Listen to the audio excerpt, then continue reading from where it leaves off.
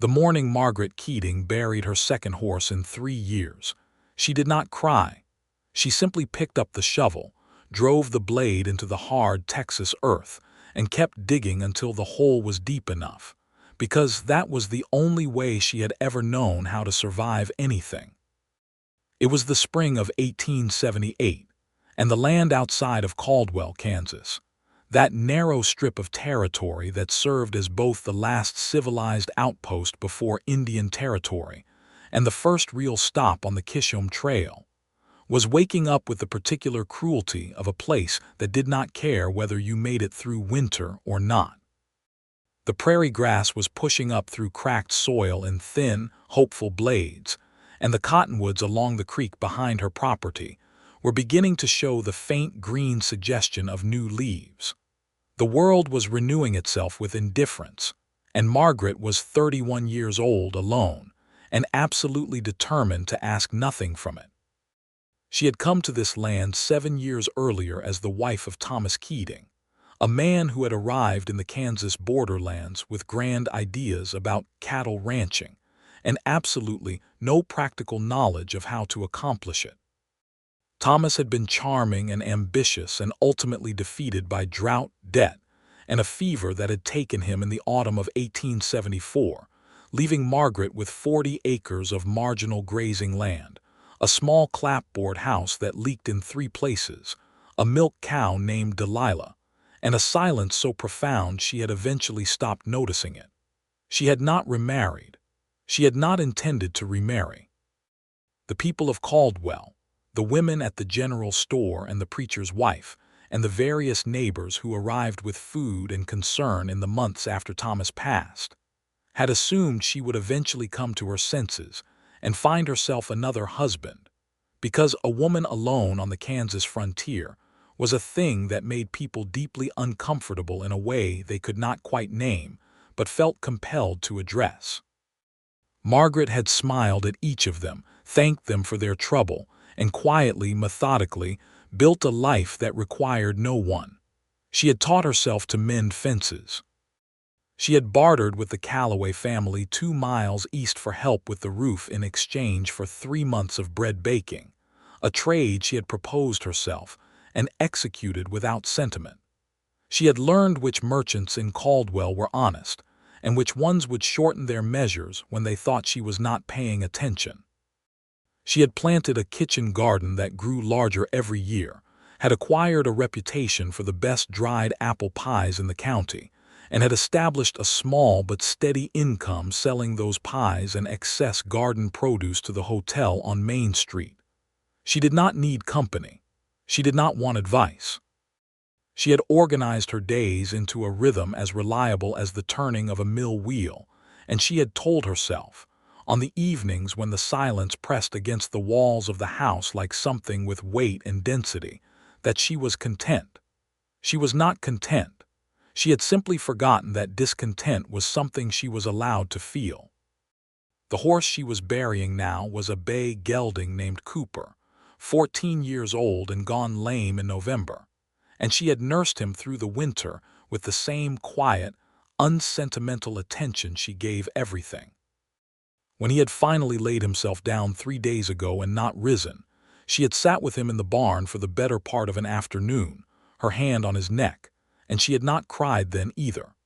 She had waited until he stopped breathing, and then she had gone inside and made herself a cup of coffee and sat at the kitchen table until her hands stopped shaking, and then she had started planning the burial the way she planned everything, systematically, alone, without asking for help. The problem was that without Cooper, she had no way to pull a plow. Delilah the milk cow was not a draft animal and showed no interest in becoming one. The small plot of kitchen garden she could manage with hand tools, but the 3 acres she had been expanding every spring into actual crop ground. The corn and sorghum she had been growing to sell and to use as winter feed required a horse or a team of oxen, and she had neither, and the season was already beginning to move without her. She finished the grave, packed down the earth, and stood there in the pale morning light with her hands wrapped around the handle of the shovel and her jaw set in the particular way it set when she was thinking through a problem she did not yet have an answer to. She would have to buy another animal, which meant she would have to go into Caldwell, which was not, in itself, a terrible prospect. She went into town every 2 weeks for supplies and to deliver her pies to the hotel, and she was perfectly capable of conducting business without difficulty. The trouble was that the drovers had begun arriving. She could see the dust on the southern horizon from her porch on clear mornings. The long, low smear of it that meant cattle were moving north up the Kishom Trail, that another season of trail drives was underway, and that Caldwell was about to transform from a quiet border town into the thing it became every spring and summer, which was loud and overfull and soaked in whiskey, and populated by men who had been on the trail for months, and had a great deal of money and very little sense. She was not afraid of the drovers. She was simply tired of the particular way the town changed when they arrived, the noise, the constant spectacle, the way the streets became difficult to navigate on horseback, and the general store had lines 4 deep. She preferred Caldwell in winter, when it was quiet and the wind cut through it like a blade and there were fewer people to speak to and fewer reasons to speak. But she needed a horse. She went inside, washed the dirt from her hands and face, changed her dress, put on her good boots, and hitched Delilah to the small wagon she had been using to make deliveries. A humiliating arrangement, she would admit only to herself, since a milk cow pulling a wagon was exactly the kind of sight that made people want to ask you if you needed help, and set out for Caldwell. The town was already transformed. She could hear it before she could see it clearly. The sound of music from the saloons drifting out over the flat land on the warm spring air, the calling of men and animals, and the distant percussion of what was probably a card game growing heated. The main street was indeed crowded, horses tied 3 deep at the hitching rails, men in trail-dusty clothes moving in and out of every establishment with the restless energy of people who had not had a proper bed in 8 weeks.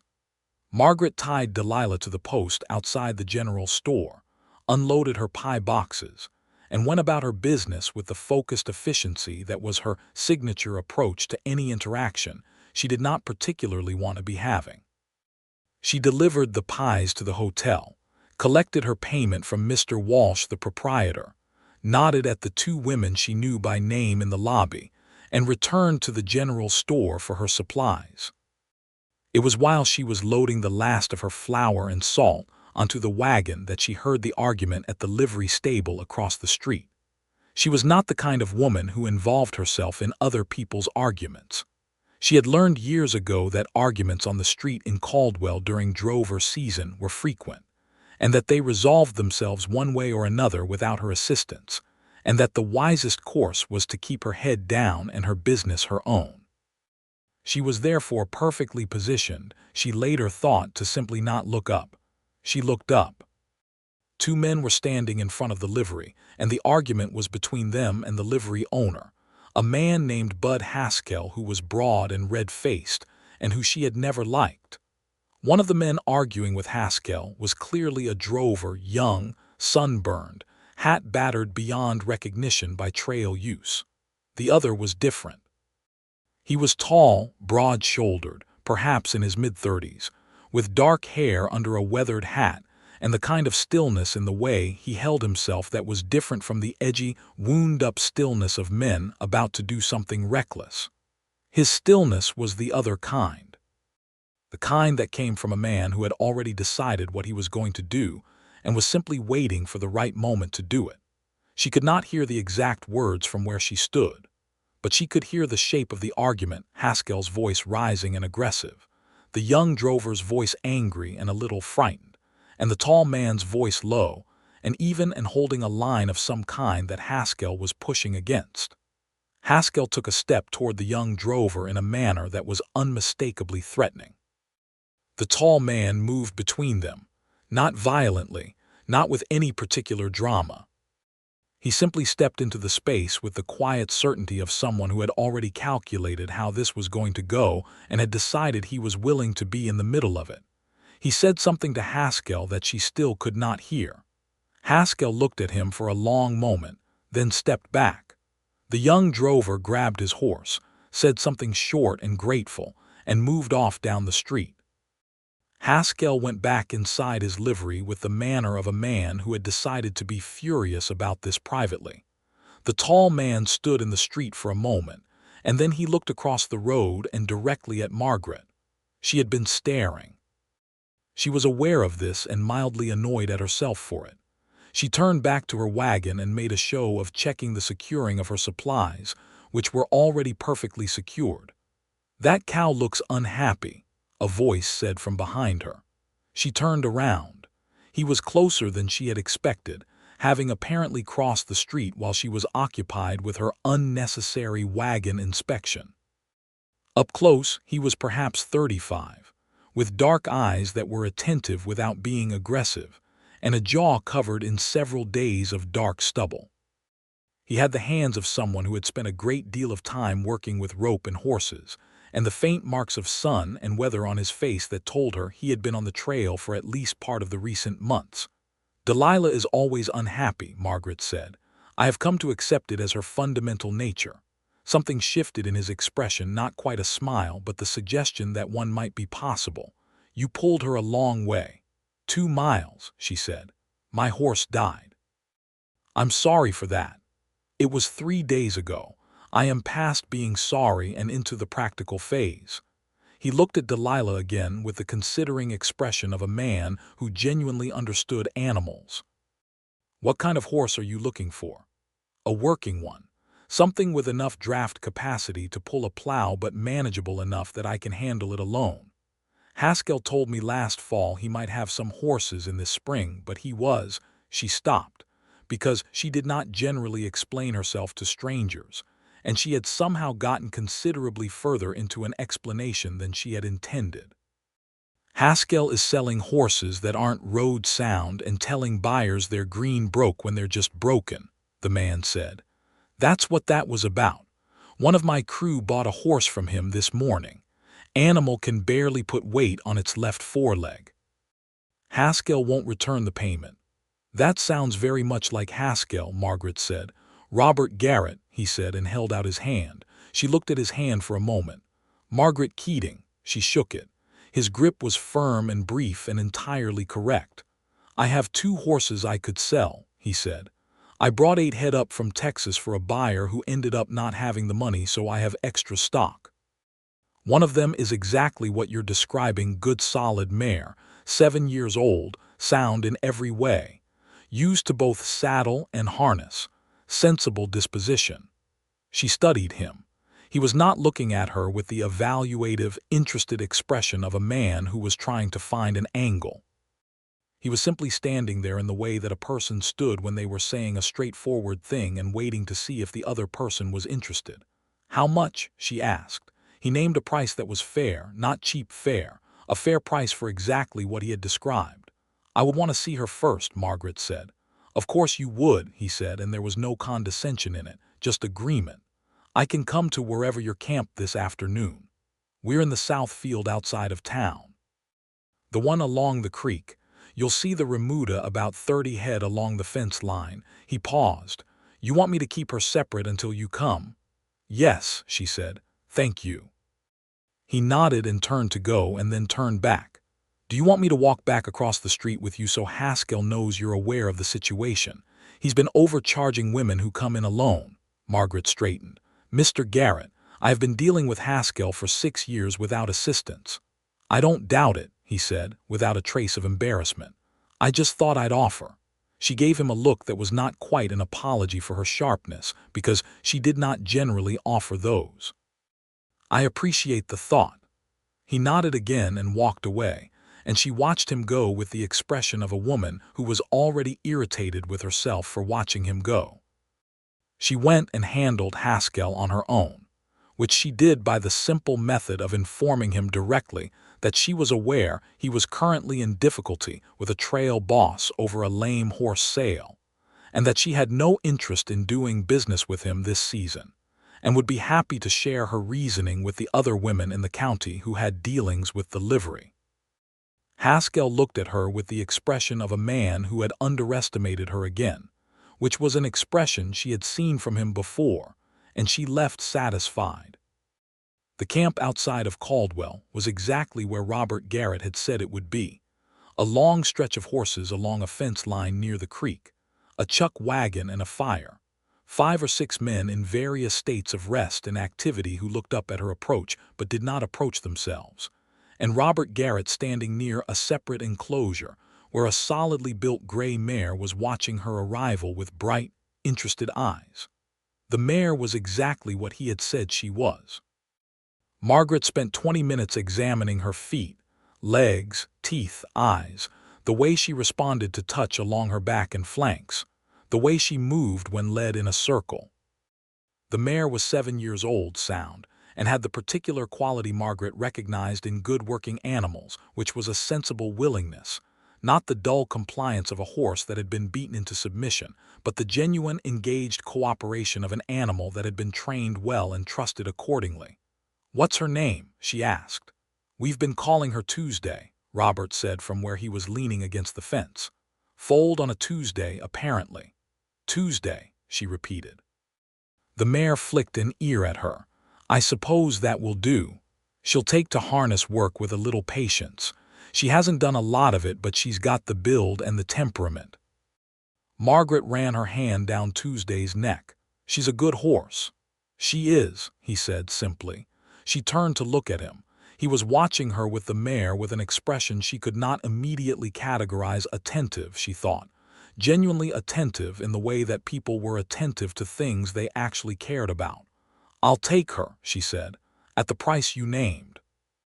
They completed the transaction in the businesslike manner they had established. She paid him from the purse she kept in her coat pocket. He handled the paperwork.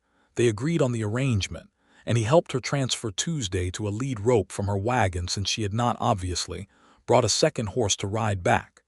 He did this without comment or visible amusement at the fact that her previous transportation had been a milk cow.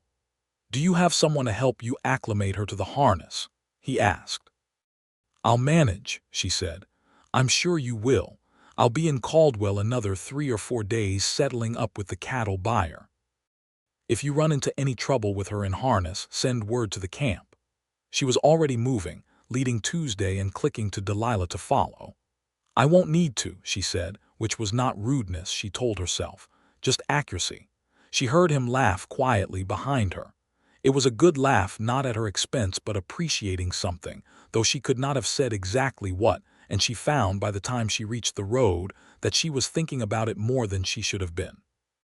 The next 3 days were devoted to Tuesday. The mare was, as advertised, sensible and willing, and the harness work went better than Margaret had expected. Tuesday stood patiently through the process of learning the collar and traces, moved forward when asked, and handled the plow with the steady reliability that Margaret had been hoping for.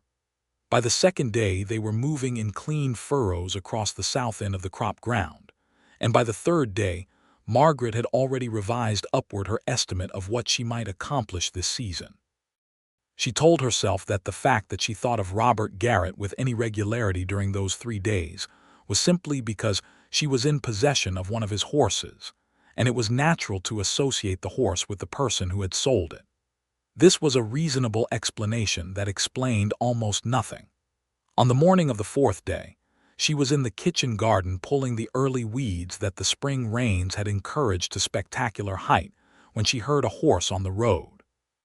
She did not look up. Horses on the road were not news, but the horse slowed and stopped near her gate, and a voice said her name. She stood up. Robert Garrett was on a bay horse at her gate, his hat in a slightly different position than it had been in town, which told her he had been riding into a wind from the southwest. He looked at her and at the garden, and at the neat, serious condition of the 40 acres that surrounded her house with the attention she had already identified as characteristic of him. "I'm heading out tomorrow," he said. "Back to Texas.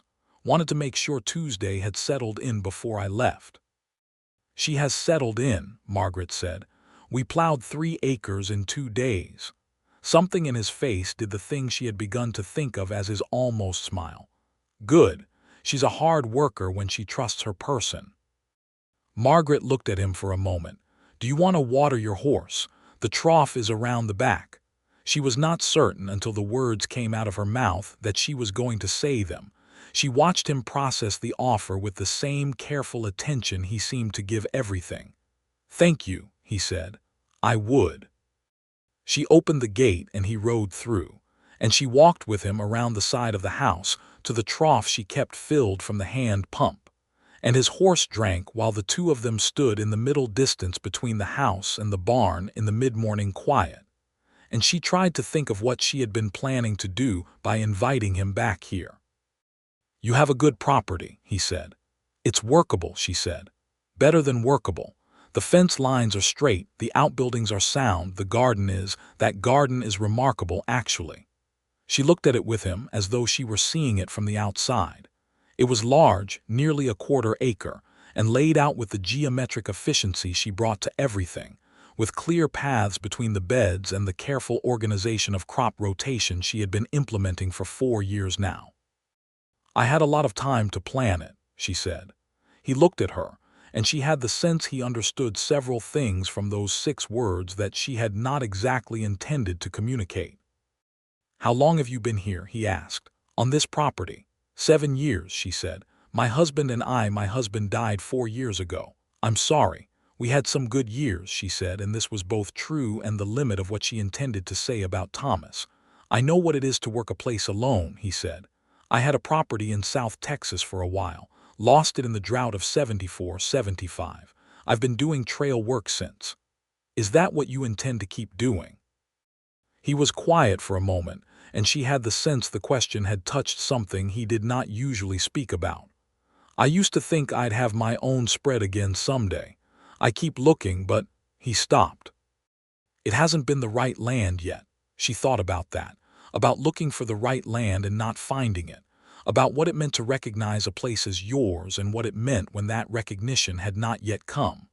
"The land around here is good," she said. "Harder than it looks from the road, but good."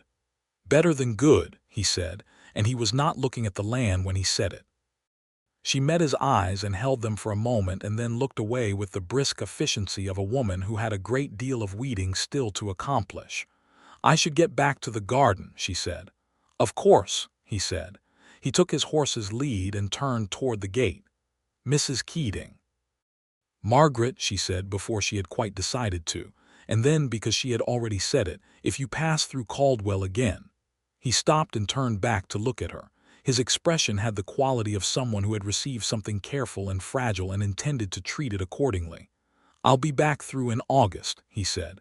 "Coming up with another herd." She nodded. "The pies I sell to the hotel are dried apple. They're better in the fall when the apples are fresh." "I'll keep that in mind," he said, and there was warmth in his voice that she felt in the region of her sternum in a way that she had not felt anything in a very long time. He rode away, and she stood at her gate and watched the dust settle behind him, and then she went back to the garden and pulled weeds with a degree of vigor that was somewhat in excess of what the weeds required.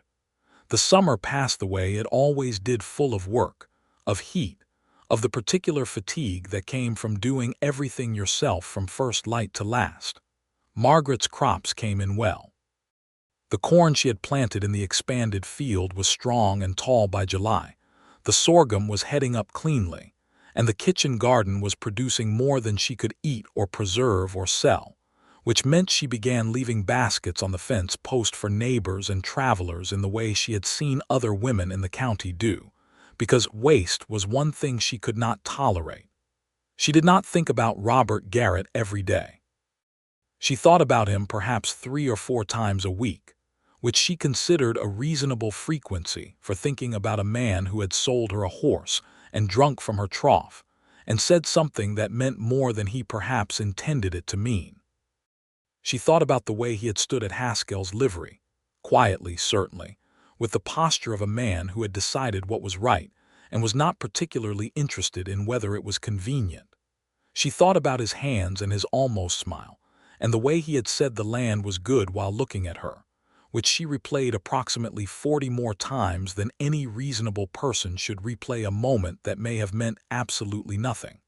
She did not ask anyone about him. She did not make inquiries at the hotel or among the merchants to find out more about the trail drives coming north, which would have given her information about when he might return.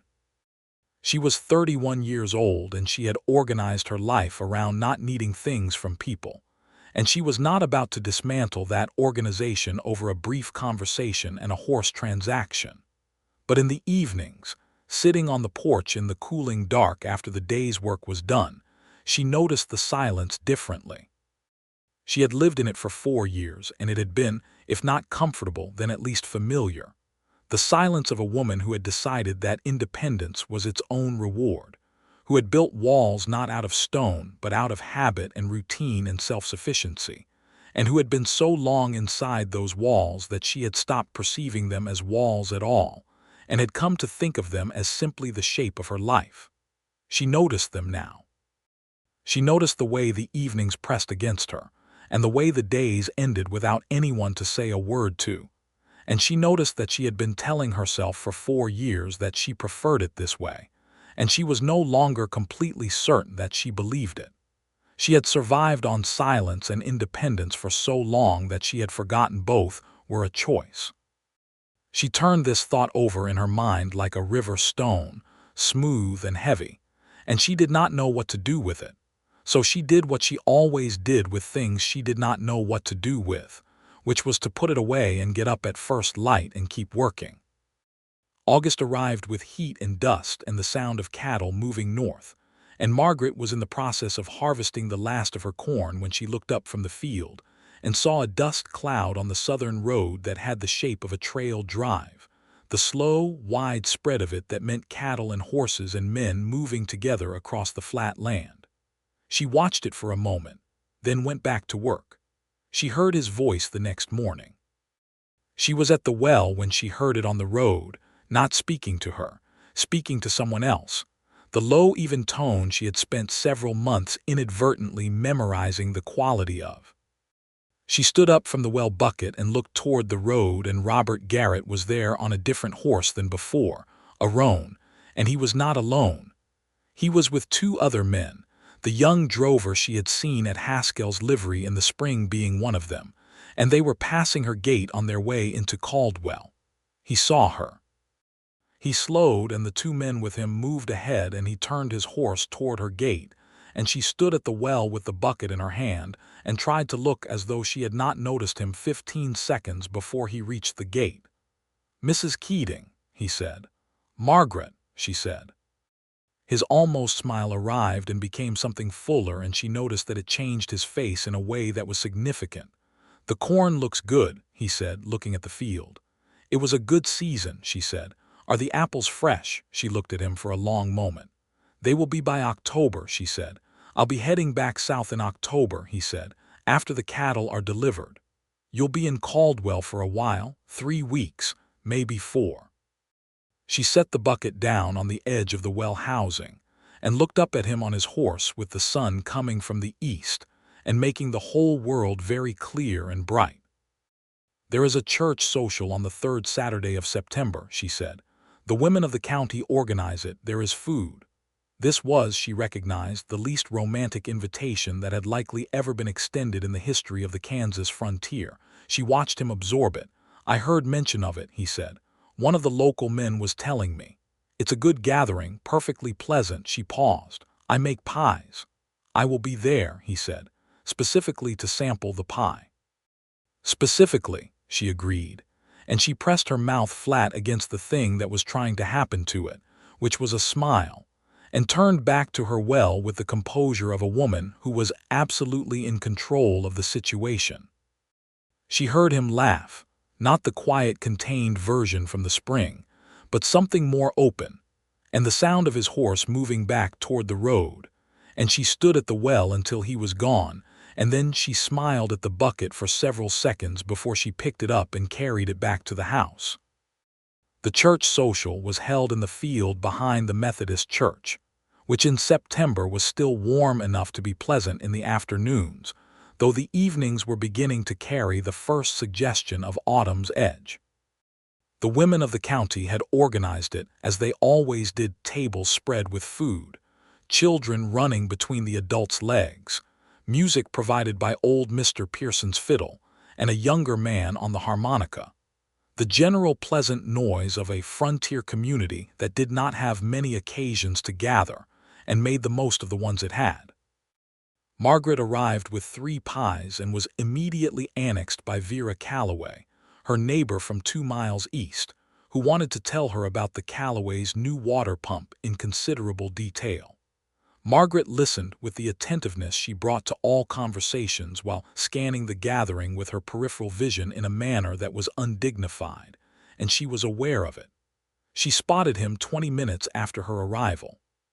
He was standing with 3 or 4 men near the fence that marked the edge of the field. Trail men, she thought, who had been invited or wandered in or been dragged along by their crewmates. And he was listening to something one of the other men was saying with his particular quality of attention. He was wearing a clean shirt that was a dark blue, and his hat was the same weathered one she recognized, and he was in the act of scanning the gathered crowd, and she deliberately looked back at Vera before his scan reached her. "You are not listening to a word I'm saying," Vera said cheerfully, because Vera was one of those people who simply said the things they noticed without any apparent concept that this might be considered impolite. "I'm listening," Margaret said. "The pump, yes, remarkable." Vera looked in the direction Margaret had not been looking. "Oh," she said, with the rich satisfaction of a woman who had just understood something interesting. "Is that the trail boss who sold you Tuesday?" "It is," Margaret said. "He is very tall," Vera observed. "He is a normal height," Margaret said, which was not accurate. She managed another 15 minutes with Vera before Robert Garrett found her, or rather, before she encountered him at the pie table where she had gone to cut and distribute the pies, because it was her table to manage, and she was not going to stand by the fence and wait to be approached when there were practical things to be done. "I found the pie table," he said from behind her, and when she turned he was already quite close, and she had slightly underestimated how the proximity would land. "Apple," she said, and handed him a slice on a tin plate with the directness of a woman who had prepared for this interaction and intended to manage it competently. He ate a bite and she watched his face do something genuine and unguarded. "That," he said, "is the best thing I have eaten since approximately last October." "Last October must have been mediocre," she said. "On the trail it mostly is." He looked at her. "How was the summer?" "Good, productive. Tuesday was excellent. The corn came in well." "And the rest of it?" She looked at him. "What do you mean, the rest of it?" "The summer," he said. "How was it apart from the corn?"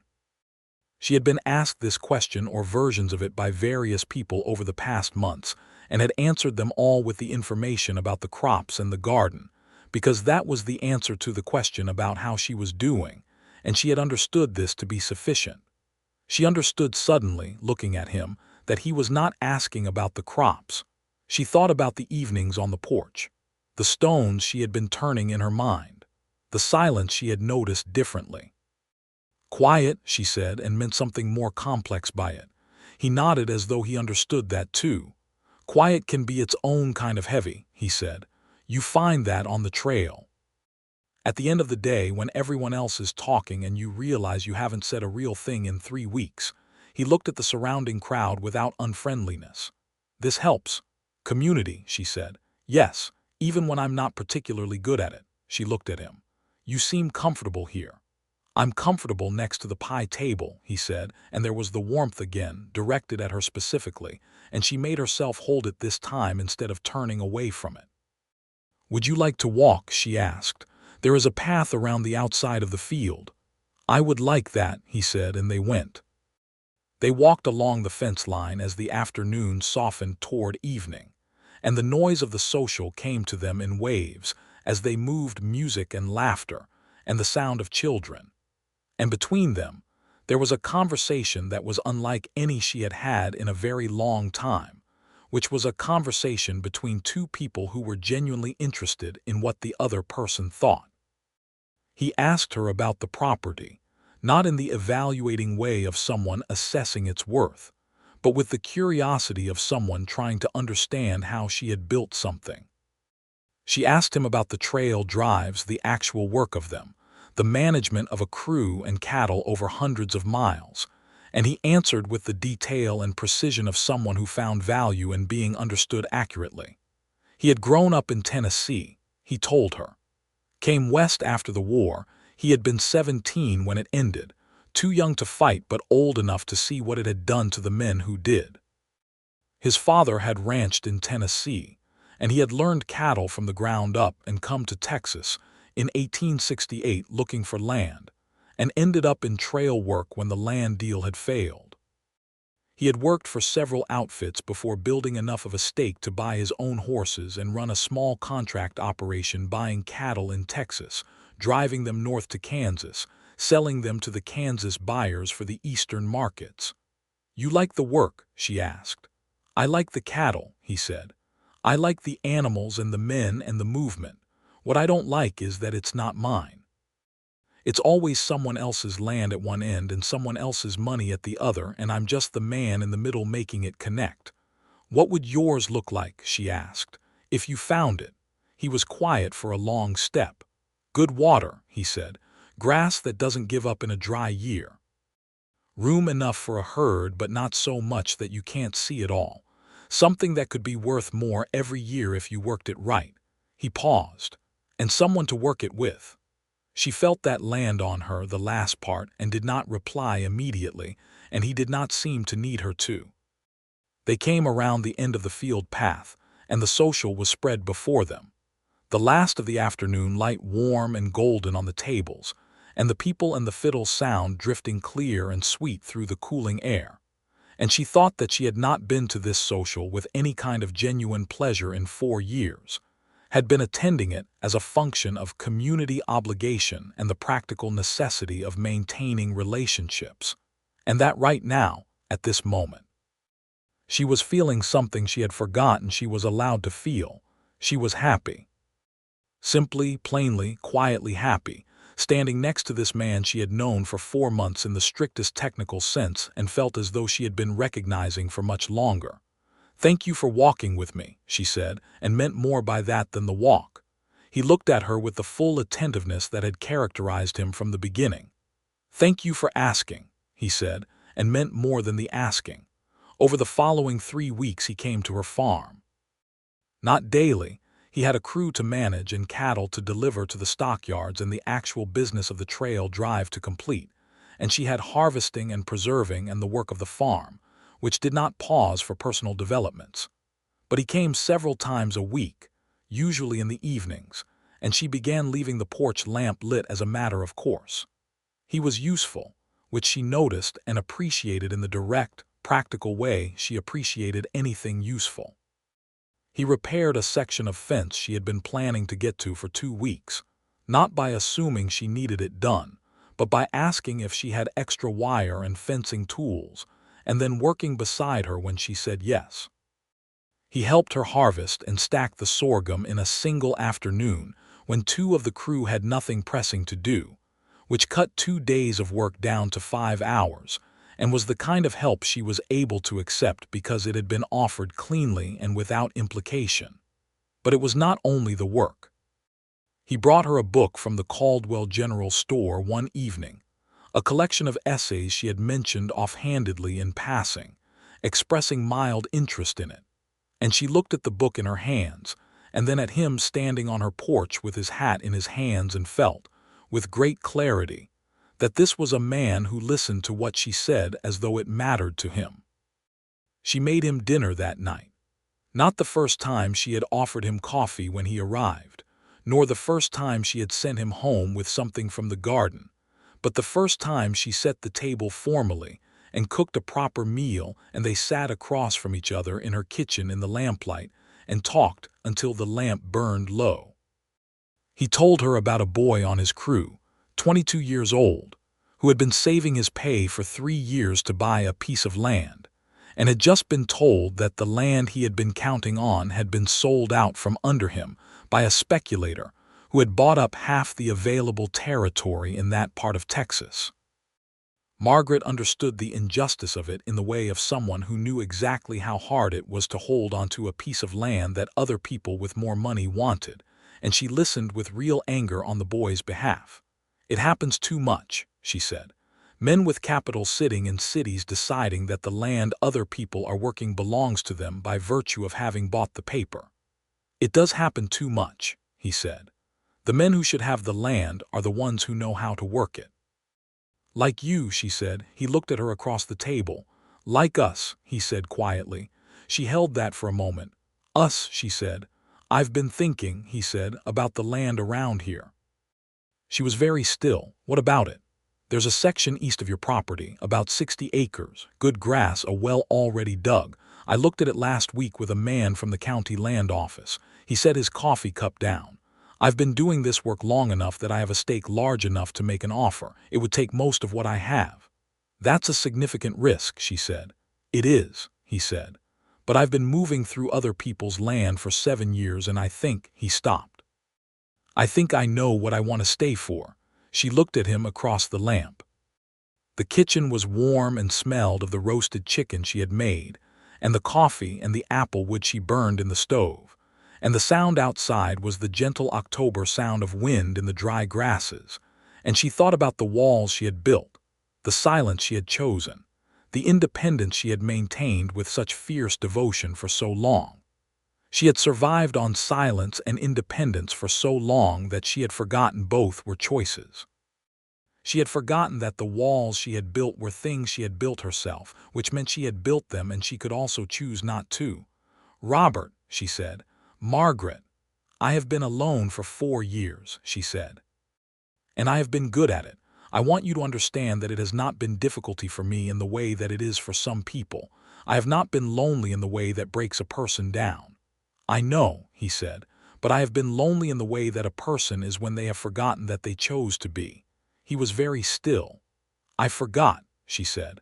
"I forgot that the silence was a choice and that I could choose something else.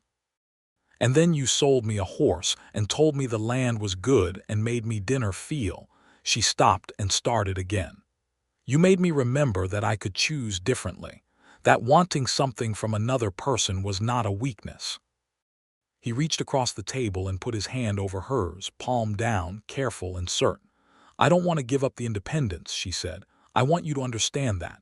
"I don't want you to," he said. "It's one of the things He stopped and looked at her steadily. "It's one of the reasons I am in considerable difficulty whenever I'm not here."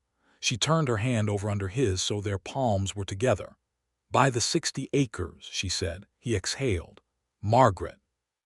"It would make the land between our two properties continuous," she said, and there was something in her voice that was not quite shy because she was not a shy woman, but that had the quality of something very carefully offered. "Which would be practical." "Very practical," he said. "And the creek runs through both properties." "Excellent water access," he agreed. "And I make excellent pie." He was smiling fully now, the real version, and it was remarkable, and she thought she might be willing to make approximately 400 more pies in exchange for seeing it as regularly as possible. "I would like to court you properly," he said. "With your permission. Not in a rush, not without your comfort with it, but properly." "You may," she said. "Thank you," he said, and the warmth in his voice was deep enough that she felt it settle into her like the autumn light settling into warm ground. He left that night with his hat in his hand, and a look on his face that she thought about for a long time after the lamp was out, lying in the dark house that felt different than it had the evening before, not smaller or more crowded, but warmer, somehow, as though something that had been missing from the air had been gently restored. He bought the 60 acres in October. The transaction was completed with the county land office on a Friday, and he came to tell her that evening, and she shook his hand, and then they stood in the cooling evening air on her porch for a while, not doing anything in particular, just standing near each other in the darkness, and she thought that was better than most conversations she had had in 4 years. The winter of 1878 came in hard in December with the particular ferocity of a Kansas winter that has been saving itself up, and the Kishom Trail went quiet, and the drovers who had been in and out of Caldwell, all spring and summer and fall, were gone south. But Robert Garrett was not. He was 60 acres away, in the house on the property he had bought, which he had spent October and November making habitable, not lavish, but sound, the way he did everything. He had found 2 men willing to winter over with him and help with the cattle. He had purchased a small starter herd of 20 head that represented the beginning of something real. He came to her farm every few days through the winter. Sometimes he came with a practical purpose, a fence that had come down in the wind, an extra pair of hands for something that needed 2. Sometimes he came without a particular purpose beyond having dinner and sitting by her stove, and talking about things that neither of them had been talking about with anyone for a long time. She learned more of him through those winter months. She learned that he had a younger sister in Tennessee he wrote to twice a year, and felt guilty about not writing more. She learned that he had a strong opinion about the way cattle should be handled, with patience, and with the understanding that they were animals with instincts, not machinery to be forced, and that this opinion had put him at odds with several employers over the years. She learned that he read when he could, which was not often enough on the trail, and that his taste ran to history, and he had strong feelings about the Mexican-American War that were more critical than the prevailing opinion in the territory. She learned that he had been in love once before, a woman in Texas, and that she had married someone with more certain prospects before he had managed to say the things he should have said, and that this was the kind of quiet regret a person carried without complaint, but that shaped something in how they moved through the world. She told him things too, because conversation with him had that quality, the equal quality, the sense that he would receive what she gave and give equal measure back. She told him about Thomas, not just the practical facts of his death, but the complicated truth of their marriage, which had been affectionate, but had also been characterized by Thomas's buoyant unrealism about everything, his absolute certainty that the next plan would be the one that worked, and the gradual fatigue she had felt as she understood that she was the one holding the actual ground down. She had loved Thomas, she told him, but she had also spent their years together quietly compensating for his optimism with her own realism, and when he died she had felt something shameful alongside the grief, which was relief, the relief of not having to manage for 2 people anymore, of being able to be only as careful as one person needed to be. Robert listened to this without judgment and said, "Loving someone doesn't mean they were perfectly suited to you." "No," she said, "it doesn't. And recognizing a difficulty in a marriage doesn't mean the grief wasn't real." "It was real," she said. "He was a good man. He was just not always a practical one." "You are very practical," he said.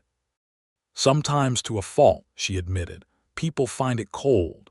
"I don't find it cold," he said.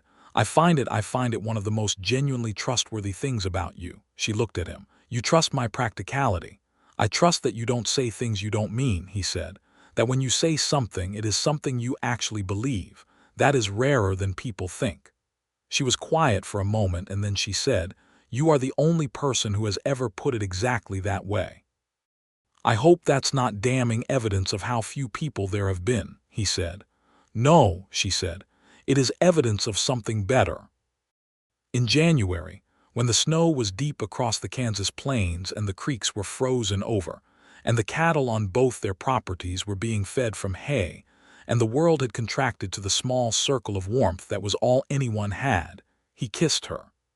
It was on her porch in the late afternoon, in the cold that was clean and dry and not yet vicious, the snow lying in the blue-white silence of a January evening. He had been leaving, and she had been standing at the door watching him go, and he had turned back, which he did sometimes, and they had stood looking at each other in the cold air.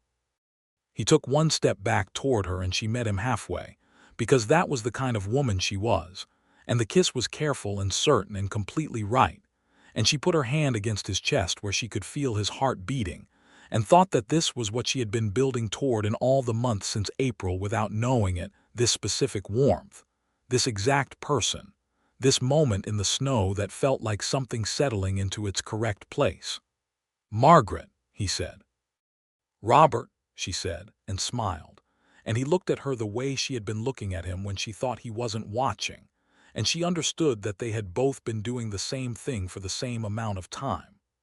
The spring of 1879 arrived and the trail season began again, and this time she watched it from the perspective of a woman whose understanding of that world had expanded considerably.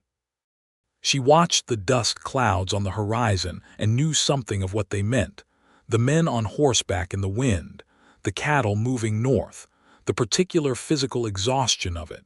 And she thought about him differently than she had thought about anything before. He was back in Texas by February, having gone south to acquire the cattle he would drive north in the spring, and he wrote to her. This was something she had not anticipated, that he would be a man who wrote well, who expressed himself in letters with the same combination of attention and warmth that characterized him in person. The letters arrived every 2 or 3 weeks, and she read them at the kitchen table, and then set them in the tin box she kept in the top drawer of the bureau in the bedroom, which was not something she would have told anyone. She wrote back with the same regularity. She found, to her mild surprise, that she had a great deal to say, that the months of silence had been storing up observations and thoughts, and the particular quality of daily life that she had not been sharing with anyone. And now that there was someone to share it with, the supply was large. She wrote about the property, the spring planting, the way Tuesday was working the ground with an assurance that had grown over the winter. She wrote about Vera Calloway, who was expecting her 4th child and was characteristically cheerful about it. She wrote about the man at the county land office who had tried to tell her she had missed a filing date that she had very much not missed, and how she had handled this. She also wrote once, in the middle of a letter that was otherwise entirely practical, a single sentence that she wrote without planning to, and then looked at for several minutes before folding the letter. "I miss the sound of your voice in the house in the evenings, and I did not know before this winter that a house could feel its own silence." He wrote back the following week, and in the middle of a letter about the cattle and the trail conditions, there was a sentence: "I think about the lamp on your porch every evening when the crew settles down for the night, and I am counting the weeks until I can see it lit again." She read that sentence 4 times and then put the letter in the tin box. He arrived in Caldwell in late April with a herd of 300 cattle, and the particular appearance of a man who had been 3 months on the trail and was deeply ready to stop moving. He came to her property on the evening of his 2nd day in Caldwell, after his crew was settled, and she had the lamp lit and dinner ready because she had known the drive's arrival from the dust on the horizon. He stood in her doorway and she stood in the kitchen, and they looked at each other for a moment with the accumulated correspondence of 3 months between them and the particular vulnerability of people who had said more in writing than they had yet said aloud. And then she said, "You look terrible." "I feel terrible," he said. 300 cattle and 2 green hands and a creek crossing that nearly cost me the whole herd." "Come in," she said. "Sit down." He sat at her table and she put food in front of him and coffee, and he ate with the total focused commitment of a man who had been subsisting on trail chuck for weeks. And when he was done, he sat back and looked at her with an expression she recognized from the letters, the full open version of him that he extended to her specifically. "I have been thinking," he said, "about something I want to ask you." "Ask," she said. "The 60 acres I bought in October," he said. "I have been running it as a separate operation, which is practical but not as practical as it could be." "Go on," she said. "Your 40 acres and my 60 acres together would be 100 acres of very good land with excellent water access and the best kitchen garden in Caldwell County." "They would," she said. "I would like them to be together," he said, "in the sense that the 2 of us would be together, formally, permanently." She looked at him for a long, quiet moment. "That is a practical argument," she said. "I have a less practical version if you'd prefer," he said, and there was something in his face that was entirely earnest and entirely careful.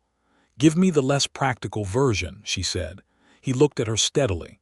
"I love you, Margaret. I have been in love with you since approximately the moment you told me Delilah's unhappiness was a fundamental aspect of her character. I have been thinking about you every day for a year, and the 3 months I was in Texas were 3 months of being in the wrong place, and I want to come home to you.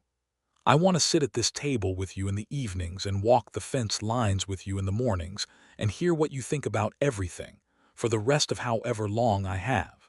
I want to marry you." Her throat was doing something that she was managing with the dignity it deserved. She held his gaze without looking away.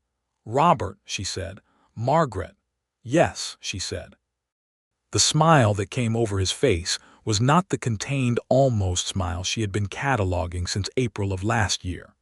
It was the full, unguarded version, and it took her breath away in the most literal sense, and she thought she was going to spend a very long time making sure she saw it as often as possible. He came around the table and she stood up to meet him, and he held her in the simple, complete way of someone who intends to hold on, and she put her arms around him and thought that this was the choice she had not known she was making. Not the choice to marry him, but all the smaller choices that had led to it. Every moment she had chosen not to turn away. Every time she had let him in a little further. Every letter she had written honestly. Every silence she had allowed to mean something instead of nothing. They were married in June of 1879, on a Saturday afternoon, at the Methodist Church in Caldwell. The minister performed the ceremony, and the congregation was a mixture of the people of Caldwell County and the members of Robert's crew who were in the area, including the young drover from the spring of last year, whose name was Henry Morse, and who cried at the ceremony in a way that everyone pretended not to notice. Vera Calloway was there with her new baby and her 3 older children and her husband Frank, and she cried openly and without any pretense at all. Margaret wore a dress she had made from blue wool fabric she had been saving. She had bought it 2 winters ago without a clear purpose, and now understood that she had bought it for this. And she stood in front of the minister with Robert beside her, and said the words of the ceremony with the same direct certainty she brought to everything. And when the minister reached the part about love and commitment, she looked at Robert and saw him looking at her with an expression that had no reserve in it at all. Open and warm and certain, and she thought that this was what it felt like to be fully seen by a person and to not be frightened by it. They went home that evening to her farm, their farm. She corrected herself, which still felt new and good and slightly astonishing. And she cooked a wedding supper, and they sat at the table and ate and talked and laughed. And when the lamp burned low, neither of them moved to light another. And outside, the summer dark of the Kansas plains settled over the land with the comfortable weight of a good ending. The combining of the 2 properties was accomplished over the summer with the methodical efficiency that was both of their natural inclinations. They mapped the combined acreage, revised the fence lines, planned the expansion of both the crop ground and the grazing. Robert's starter herd of 20 cattle became 35 by fall when he purchased additional animals from a passing drive.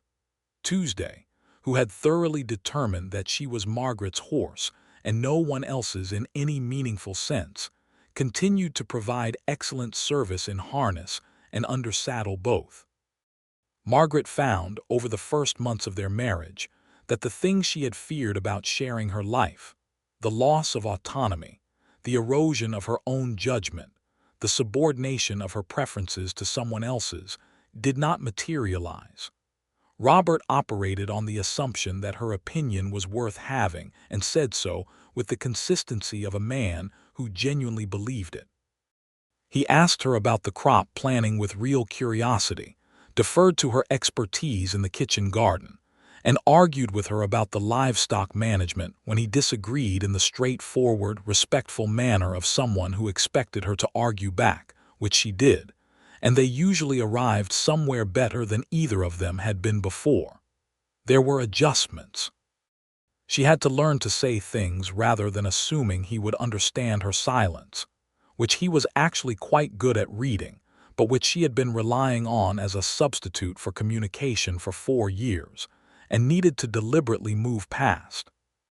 He had to learn that her independence was not a rejection of him, that when she went to handle something herself, it was not because she didn't want his help, but because the habit of self-reliance was deep and good, and she had no intention of abandoning it, and that a man who was worth being with would understand the difference.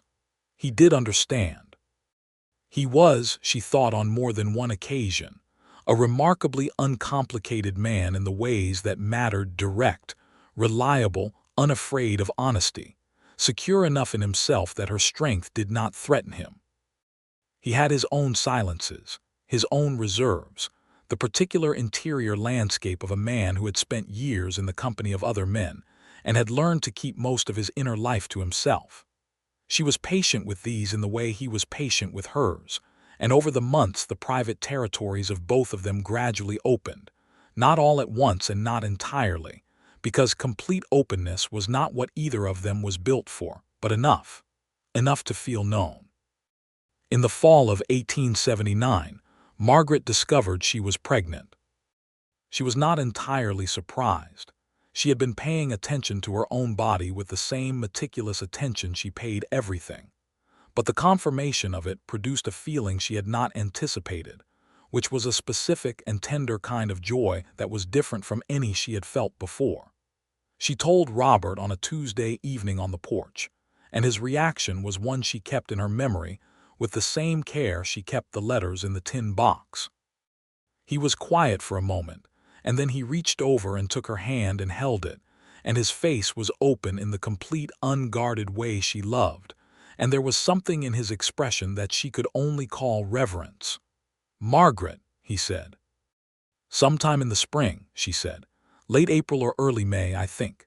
He raised her hand and pressed his lips to her knuckles with a care that was so characteristic of him that she felt her throat tighten in the familiar way she had learned not to fight. "Are you feeling well?" he asked, which was the right question, the practical question that was also the emotional question. "I feel very well," she said. "Tired in the mornings, but otherwise entirely capable." "I know you're capable," he said. "I'm asking how you feel." She squeezed his hand. "Happy," she said. "I feel happy, Robert." The winter of 1879 into 1880 was the warmest and most settled that Margaret could remember since coming to Kansas. Or perhaps it only seemed so because she was in a warm house with someone she loved and a child growing in her steadily, and the sense that the future was finally a direction she wanted to move toward rather than simply a series of things to be survived. Robert was present through the winter. In a way, the previous year's separation had made her appreciate fully the actual physical presence of him, the sound of his voice in the kitchen in the mornings, the warmth of him in the bed beside her on the coldest nights, the company of eating dinner with someone and talking about the day's work. He was good about the pregnancy in the specific ways that mattered to her. He did not treat her as fragile or incapable, but he shifted the division of labor in their work without announcement or ceremony, so that the heavier physical tasks were naturally more his over the winter months. He acquired a medical book from Caldwell in January, a practical midwifery text, and read it with the same thorough attention he gave everything, and she found this intensely endearing without being able to entirely explain why. Their neighbor Vera Calloway, who had delivered 4 children and was entirely unimpressed by any aspect of pregnancy at this point, visited regularly and provided practical advice with the directness that Margaret appreciated. Margaret also had the service of a woman in Caldwell, a Mrs. Ingrid Haverson, who had served as the county's informal midwife for 15 years, and who came to visit in February and pronounced Margaret in excellent health and the pregnancy unremarkable in the best sense of the word.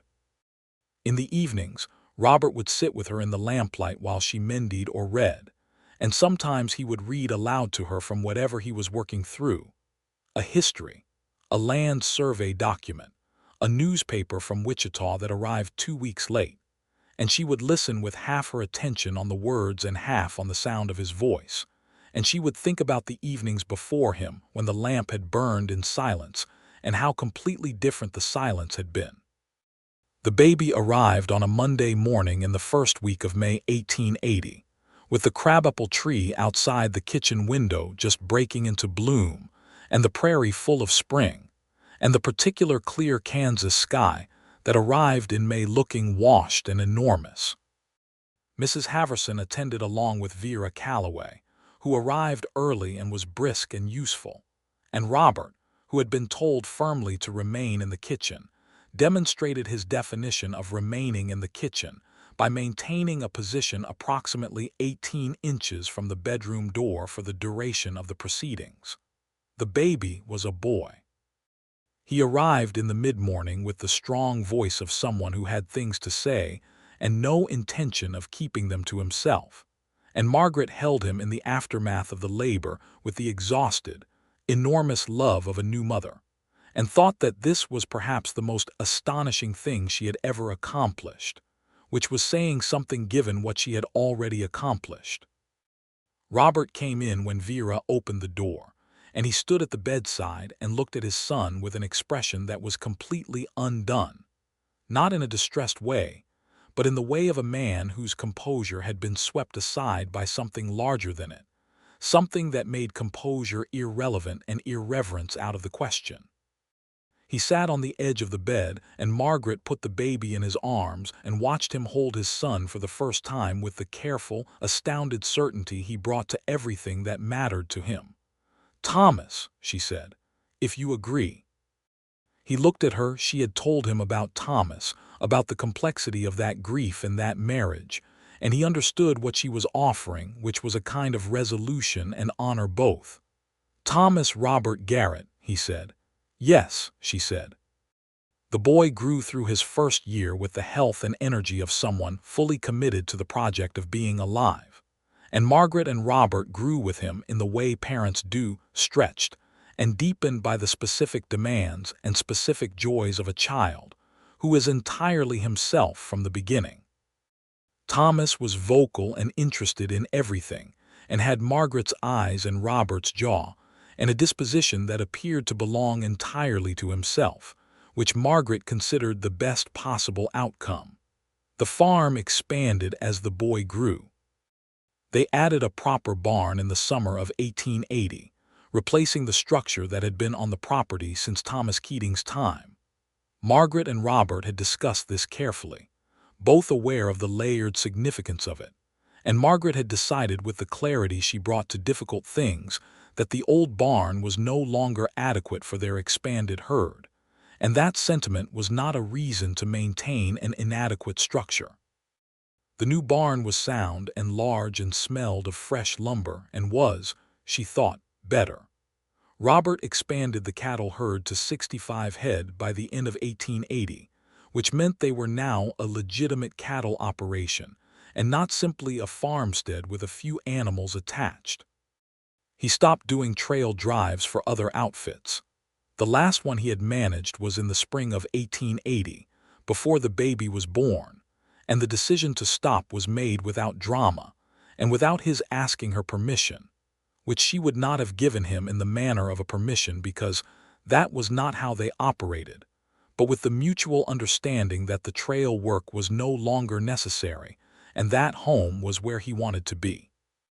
Henry Morse, the young drover who had been at the livery argument in the spring of 1878, came to work for them permanently in 1881.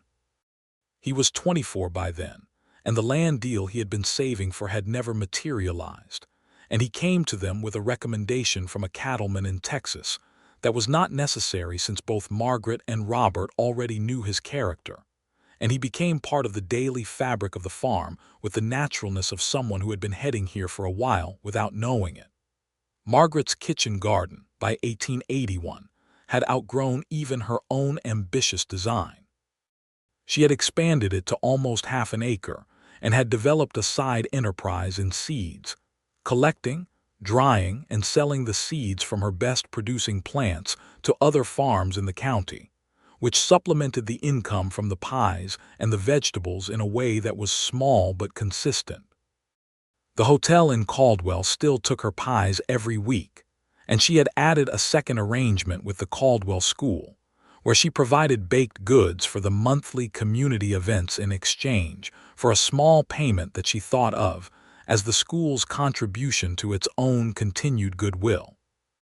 On an evening in the late fall of 1881, when Thomas was a year and a half old and asleep in the next room, and the Kansas night was coming in cold through the walls with the particular efficiency of November, Robert came into the kitchen where she was writing a letter to Vera and sat down across from her. "I want to tell you something," he said. She set down her pen. "All right. I have been thinking about where we were 3 years ago," he said, "when I rode into Caldwell with those extra horses." "You had 8 horses and a buyer who defaulted," she said. "I had 8 horses and a buyer who defaulted," he agreed. "And I was not planning to sell any of them individually. I was going to take them south and sell them at a loss, and that would have been the end of it." She looked at him. "What changed?" "I looked across a street," he said, "and saw a woman standing at a milk cow wagon looking at something like she was deciding whether it was worth her attention, and I decided it was worth mine." She was quiet for a moment. "That is a very simple description of a thing that felt complicated. Most important things are simple," he said. "The complications are usually us making them that way." She reached across the table, and he took her hand. Outside, the wind moved across the Kansas plains with the ancient indifference of weather, and the lamp burned between them, and in the next room their son slept the deep sleep of a child who has no idea yet what a gift it is to be loved without condition. "I want another one," she said. He looked at her, surprised and then not surprised. "A child?" "Yes. Thomas needs someone to argue with." "He seems to be managing without assistance," Robert said, which was accurate. Thomas Garrett had at 14 months already established a strong position on several issues, including the disposition of his own meals and the question of when exactly bedtime should occur. "He'll manage better with a sibling," she said. "And she paused. "I find that I have more room than I thought I had." He understood her because he always understood her. She was not speaking only about children. She was speaking about herself, about the expansion that had happened in her over 3 years of choosing differently, choosing to want things, to need things, to let another person matter to her, to let herself matter to them. "More room than you thought you had," he said. "Considerably more," she said. He smiled at her, the full one, and she felt it warm her the way it always had. From the first time she had seen it on a Saturday afternoon at a church social over a tin plate of apple pie. She was expecting again by January of 1882, and this pregnancy was experienced differently than the first, with the confidence of a woman who had done this before and the deep settled happiness of a life that had arranged itself into something worth being in. She worked through the spring with the same determination she always brought to the farm. Robert still argued with her about lifting things that were heavier than he thought appropriate, and she still won most of those arguments. But she also accepted more help than she had the first time, and found that accepting help from the people you loved was a different thing entirely from accepting charity from strangers. The second child was a girl. She arrived in October 1882 on a crisp fall evening when the cottonwoods along the creek were turning gold, and the kitchen smelled of the apple-preserving Margaret had been doing that week. And Thomas, who was 2.5 and had been told a baby was coming, was both confused and deeply interested in this new person who was apparently staying. They named her Clara, and Garrett Clara for Robert's mother, whom he had spoken of with quiet reverence, and Anne for Margaret's grandmother, whose practicality and clear thinking Margaret had often thought of as a kind of inheritance. Clara was from her first weeks the opposite of her brother in temperament. Where Thomas was noise and motion, Clara was observation. Her large dark eyes, Robert's eyes exactly, fixed on the world around her with an attention that Margaret recognized as something she herself had been told she did as an infant, and which made her feel a particular tenderness toward this small, serious person. In the years that followed, the Garrett farm became what both of them had been building toward without using those words, not a perfect thing, because no working farm and no real marriage is a perfect thing, but a good one. The cattle herd grew to 120 head by 1885. The crop ground expanded to include a wheat field that gave them a new income stream and made their winter stores secure in a way they had not been in the lean years. Henry Morse remained their right hand and confidant, and showed every sign of being exactly where he intended to stay, especially after the arrival of the Haverson family's eldest daughter in the neighboring town, a development Margaret watched with great warmth, and which she discussed with Robert in the evenings at the kitchen table, with the particular pleasure of people who know what it looks like when two good people are heading toward each other. Margaret continued her kitchen garden and her pies and her seed selling, which had grown by 1885 into a small but genuinely viable operation that brought buyers from 3 counties. She had, over the years, written down her seed-saving methods in a careful journal that Vera Calloway had called the best practical farming document she had ever seen, and which she had begun lending to other women in the county who wanted to start their own gardens. This felt like legacy, she thought, not the kind people wrote about in newspapers, but the real kind, the kind that moved through hands and soil, and the knowledge passed from one woman to another on a dusty Kansas afternoon. She was 38 in the summer of 1885, and she sat on the porch one June evening watching Thomas, now 5, chase a rabbit across the yard with the total commitment of a small person who has absolutely no idea what he would do if he caught it, while Clara, 2.5, sat on the porch steps regarding this activity with the analytical calm that was her signature approach to her brother. Robert was at the barn with Henry seeing to a calf that had come in too early and was requiring attention, and the evening was long and golden, and full of the particular quality of light that June in Kansas produced, the light that seemed to come from inside the grasses rather than from above them. She thought about the woman who had stood at a well in April of 1878 with her hands wrapped around a bucket and her horse 3 days dead, and her life organized around not needing anything from anyone. She thought about the walls she had built with such diligence and inhabited with such stoic pride.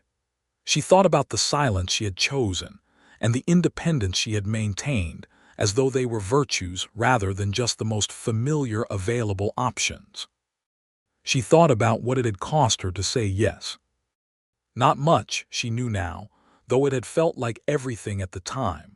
It had felt like the possible dissolution of something she had spent years building, the self that had survived and continued to survive, the woman who needed nothing and could handle anything.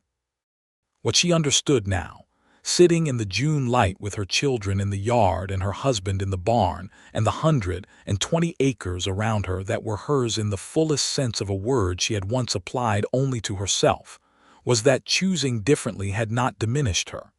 It had expanded her. She was still entirely herself, still practical, still capable, still the woman who handled Haskell and fixed her own fences and kept the best seed records in Caldwell County. She was all of that, exactly as she had always been, and she was also something more, something she had not known she was missing until it arrived quietly one April morning across a street with a horse to sell, and a direct way of standing and dark eyes that paid attention. Robert came around the corner of the barn and saw her on the porch and raised a hand in the way he did when he was across a distance and could not say anything, just the gesture that meant he knew she was there. And she raised her hand back and he smiled even across the distance. She could see it. And Thomas ran past him shouting something about the rabbit, and Clara watched all of this from the steps with the bright, solemn focus of a small philosopher. He walked toward the house and she watched him come and thought about the spring of 1878, and the spring of 1879 and every spring since. The way the land came back every year, and the way she had come back too, not from a death but from a kind of careful dormancy, a long winter of her own making from which she had finally, by the choice of choosing differently, emerged into something as good as all the best springs she had ever known, and better.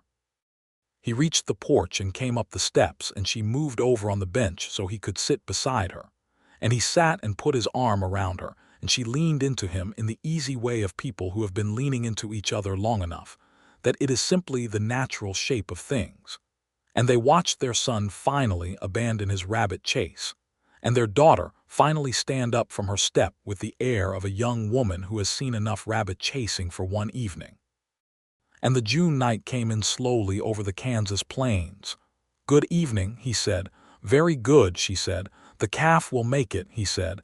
"She's got some fight in her." "Good," she said. "We could use another fighter around here." He laughed at that, the full good version, and she felt it in her chest the way she had felt the first one, back at a church social over a tin plate of pie, and she thought that was one of the things she had learned that she had not expected to learn, that love, the real kind, did not diminish with use. It deepened. It settled into the days and the seasons and the work and the children and the lamp burning on the porch, and it became as natural as breathing and as fundamental as the good water that ran beneath both their land and gave it its worth.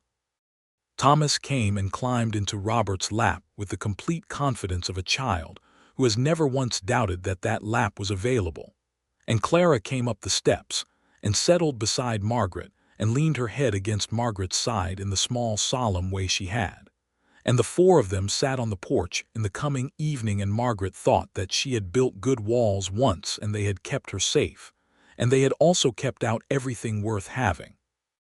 And that the best thing she had ever done, more practical even than the seed records, more sound even than the barn, more reliable even than Tuesday, who was 20 years old now and still going strong in the back pasture, was to look across a Kansas street one April morning and not look away.